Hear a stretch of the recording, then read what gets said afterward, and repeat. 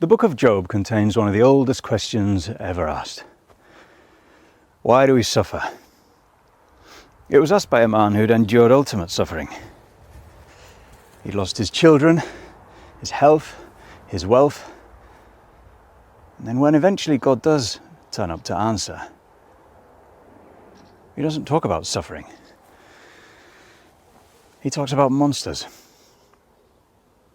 If you too talk about monsters, check out Pantheon, a brand inspired by myths, legends and folklore. We ship worldwide and are rated excellent on Trustpilot. Link in the description.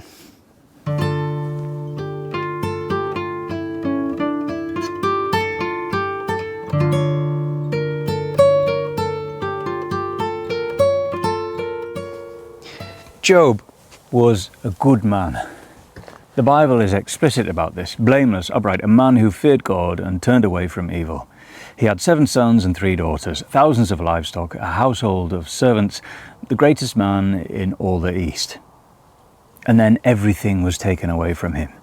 In a single day, his oxen and donkeys were stolen by raiders, his sheep were burned, his camels taken, his servants killed, and then a messenger arrived with news that destroyed everything else. A great wind had collapsed his house where his children were feasting, all 10 of them dead. Job tore his robe, he shaved his head, fell to the ground. His body broke too, painful sores from the soles of his feet to the crown of his head. He sat in the ash outside the city, scraping his skin with a piece of broken pottery, while his wife told him to curse God and die. 3 friends came to comfort him. They sat with him in silence for 7 days, because what had happened to Job was beyond words. And then Job spoke. What he said was a demand. Let me speak, and let the Almighty answer me. Let him tell me what I've done wrong. His friends told him he must have sinned, that God punishes only the guilty. The suffering is always deserved. Job refused. God answered. He appeared in a whirlwind, a voice from the storm, and began asking questions of his own. Where were you when I laid the foundations of the earth? Have you comprehended the expanse of the earth? Can you blind the Pleiades or lose the belt of Orion? Question after question, each one designed to show the scale of what he doesn't know.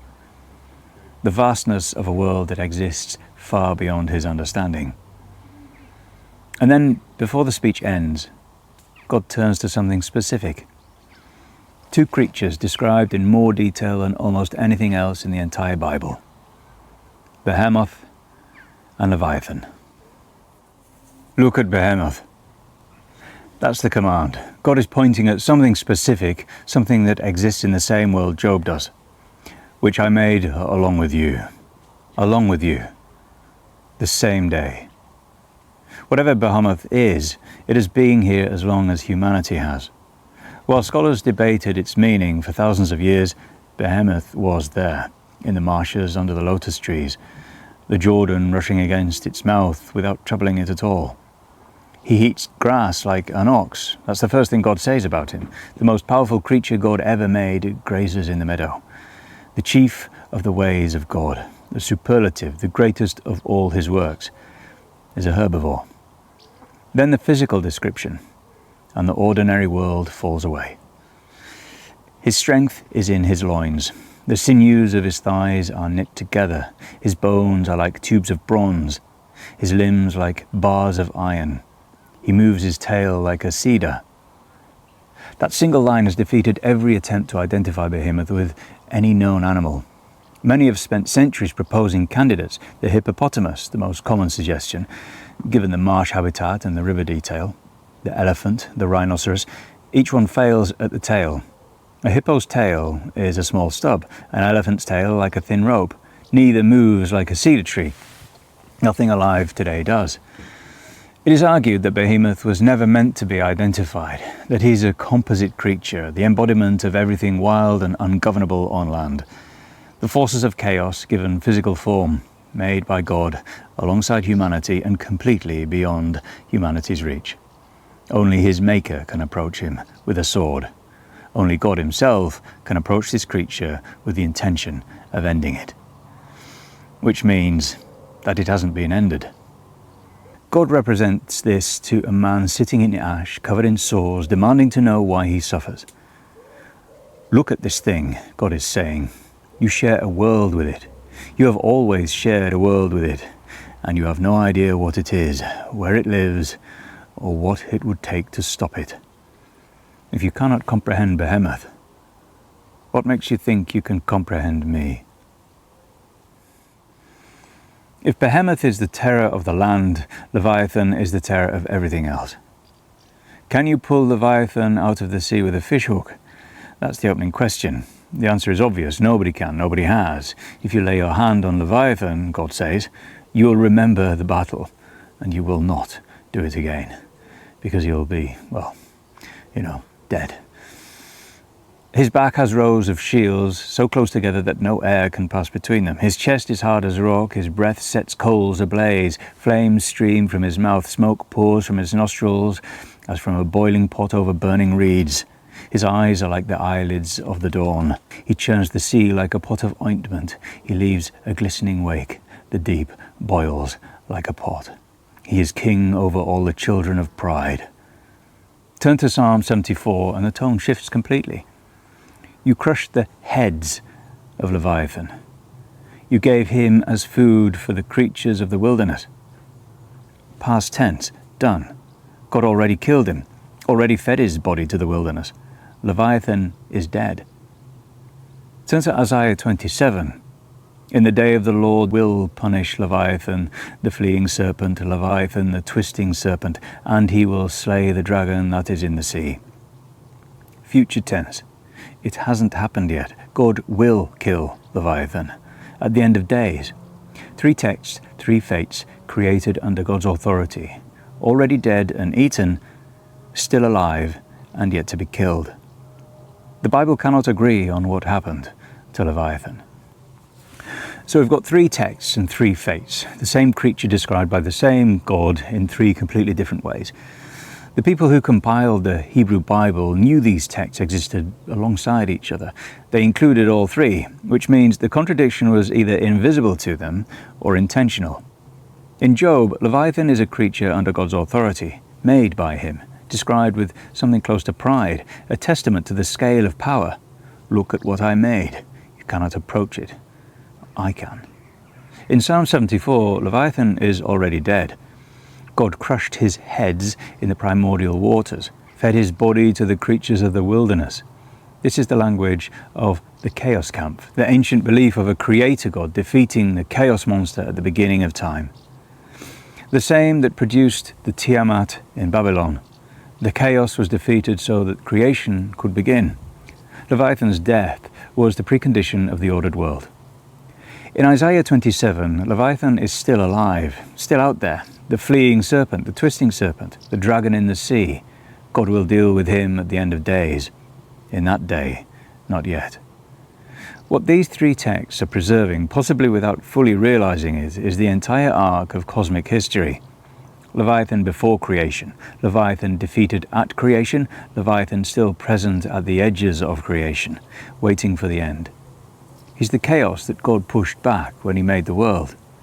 The order that exists at the boundary between the creation and whatever was there before it.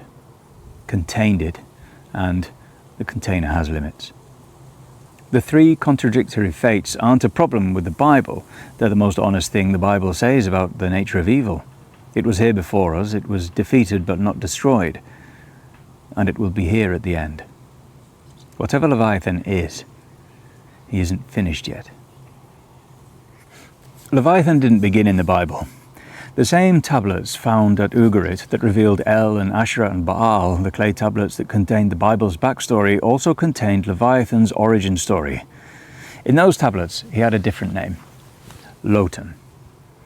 In the Baal cycle, the great Canaanite myth of the storm, God's rise to power, Baal defeats a monstrous sea serpent called Lotan.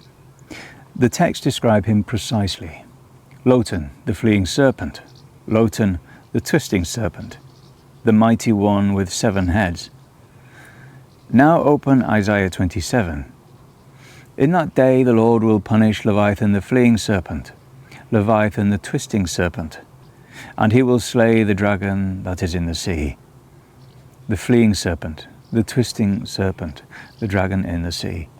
The language is almost identical, word for word in places. The same creature, the same adjectives, the same battle. In the Ugaritic version, Baal defeats him. In Isaiah, Yahweh will defeat him. The story was inherited and the god's name was changed. And Lotan and Leviathan share the same consonants in Hebrew, L-T-N. The same name spoken in two religions across 3,000 years. But there's one detail from the Ugaritic text that the Hebrew Bible almost erased. Lotan had 7 heads. Look at Psalm 74 again. You crushed the heads of Leviathan. Heads, plural, multiple. The 7-headed monster of the Ugaritic text left a trace in the Hebrew Bible that the editors never quite smoothed away. By the time Leviathan appears in Job, he is a single creature, fearsome, impenetrable, fire-breathing, but one. The 7 heads are gone, except for that one word in Psalm 74 that remembers what he used to be. The chaos monster predates the Bible. He predates Israel. He predates the God who will eventually destroy him. He was swimming in the Canaanite imagination centuries before he entered the Hebrew scriptures, and he brought his chaos with him. Scholars call them anti-cosmos creatures because they stand at the edge of the ordered world. For the people who wrote these stories, the world was an island of order surrounded by chaos. The mountains marked a boundary, the sea marked a boundary. Beyond them lay something the gods subdued but never erased. That's why Behemoth and Leviathan never behave like ordinary animals. They occupy a different place in the world of the Bible. God made them, rules over them, yet we cannot master them. They remain beyond kings, armies, civilizations. They are the reminder that however ordered the world appears, there are still parts of creation that belong to God alone. Centuries later, the Talmud returns to these creatures. Behemoth and Leviathan are being kept, preserved until the end of days, when they'll fight one another and the righteous will feast upon their flesh. The details changed, but the idea remains. The monsters still wait beyond the world we know. Which brings us back to Job. He wanted to know why he suffered, why his children died, why his world had been torn apart. God never answered those questions. Instead, he pointed to Behemoth. He pointed to Leviathan. Perhaps they were the answer all along.